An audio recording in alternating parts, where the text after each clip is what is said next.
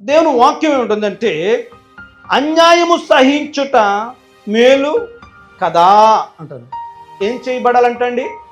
అన్యాయము సహించుట నీకు మేలు. నీ వ్యాజ్యమాడుట నీకు లోపము, వ్యాజ్యమాడకుండా ఉండుట నీకు మేలు అని వాక్యం తెలియజేస్తున్నది. మీలో ఎవరైనా వ్యాజ్యములాడుతున్నారా? దయచేసి వ్యాజ్యములను విడిచిపెట్టండి. రెండవది, ఒకవేళ అన్యాయమైపోతున్నాను అనుకుంటే అన్యాయమును సహించండి. ఇది ఈ సబ్జెక్ట్లో ఉన్నటువంటి ఈ మాట ఒక్కసారి మీరు ప్రాక్టీస్లో పెట్టి చూడండి. మీ మనసు ఎంత నెమ్మదిగా ఉంటుందో. మీరు వ్యాజ్యమాడి మీరు సంపాదించుకుంటారు, కానీ అక్కడతోనే దేవుని నీతి నెరవేర్చబడదు. దేవుని నీతి ఏమిటంటే రేపటి దినాన ఆ మనుషుడు ఆలోచించాలి. ఏమనంటే, అరే అన్యాయముగా నేను మాట్లాడినప్పుడు ఆ మనుషుడు మాట్లాడలేదే, నేను నోరేసుకుని పడిపోయినప్పుడు ఆ మనుషుడు మాట్లాడలేదే, ఏమిటి కారణం? మందిరానికి వెళ్తున్నాడంట, వాక్యం తెలుసుకున్నాడంట, ఈ దూరకుడిలాగా మాట్లాడలేకపోవడం గల కారణము అదే. నలుగురు తెలుసుకోవాలి. పిల్లరా, ఇవి పరిశుద్ధాత్మ దేవుడు తన మాట వినడానికి చెవిచ్చేటువంటి వారితో మాట్లాడేటువంటి మాటలు. ఒక రోజున పెండియాల అనేటువంటి ప్రాంతంలో సువార్తలో ఉన్నాను. వీధి సువార్త పరిచయం చేస్తున్నాను. చాలా మటుకు అయినది. ఒక వీధిలో ఒక పెద్దతను తగులుకున్నాడు. ఎవడు రమ్మన్నాడు? సరే ఏం చేయమంటారండి? వెళ్ళిపోవాలని.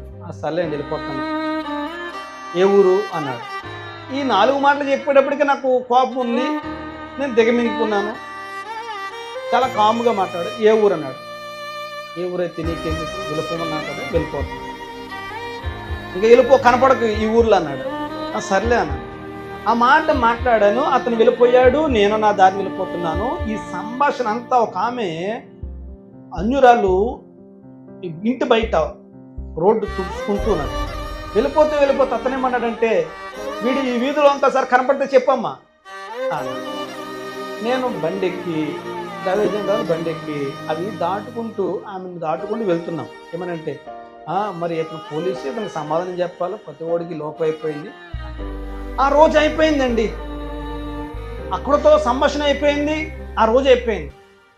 ఆ తర్వాత రోజు ఉదయకాలము తెల్లవారుజామున ప్రార్థనలో ఉన్నప్పుడు నాకు అసలు అది మనస్సులోనే లేదు. ఒక సంభాషణ నా హృదయంలో మొదలైంది. ఉదయకాలం ప్రార్థన ఉన్నప్పుడు ఏమనంటే, నీవు నిన్నటి దినాన్ని జరిగిన సంగతి అంతా పరిశీలించావా? నీవు అక్కడ మాట్లాడినప్పుడు, నీవు అలా వెళుతున్నప్పుడు ఒక ఆమె విన్నదే, నీ మాటలు విన్నది, అతను గసిరిన మాటలు ఆమె విన్నది.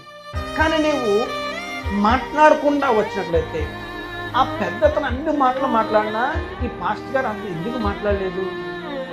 అంత గట్టిగా మాట్లాడినా, ఏ ఊరు నీది, ఎవడ నువ్వు, నీకు ఇది పర్మిషన్ ఇచ్చారా, ఇలాగా మాట్లాడుతున్నప్పుడు ఈయన ఎందుకు మాట్లాడలేదు అని ఆమె ఆలోచించుకునేలాగా నీవు మాట్లాడలేదు.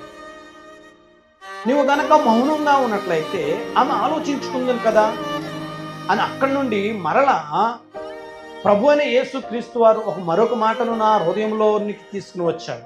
బండను మాట్లాడు, కొట్టకు అని చెప్పినప్పుడు మోషే ఉద్రేకంతో వెళ్ళి, ద్రోహులారా, నేను మీ కొరకు ఈ నీళ్లను రప్పించవలనా అని బండను కొట్టాడు. ప్రభువారు ఏమన్నాడప్పుడు, నీవు నా నామమును ఎందుకు సన్మానించలేదు అని. అంటే సన్మానించలేదనే విషయంలో ఆయన మాట్లాడేటువంటి విధానము నా గురించి ఏంటి, ఆయన అన్ని మాటలు మాట్లాడుతున్నప్పుడు నేను మౌనంగా వస్తే అది దేవునిని సన్మానించినట్లు అవును. ఆ మనిషి కూడా రేపటి దినాన్న ఆలోచించుకుంటాడు. అలా ఆలోచించకుండా నా ఉద్రేక ప్రవర్తన అలా చేసింది కదా అని ఎప్పుడు నాకు మరలా ఎప్పుడు టీచింగ్ స్టార్ట్ అయింది? ఆ రోజు కదా. తర్వాత రోజు అన్నీ అయిపోయిన ఆ పనులను చక్కబెట్టేసుకున్న తర్వాత అసలు నా టాపిక్కే నా మనసులో లేదు. ఆ ఉదయకాలమున నా హృదయంలో అది మాట్లాడడం జరిగింది. నిజమే కదా. నేను మౌనంగా ఉన్నట్లయితే, అతడు అన్యాయముగా మాట్లాడిన అన్యాయం కనుక సహించినట్లయితే అది దేవునికి మహిమ వచ్చును కదా.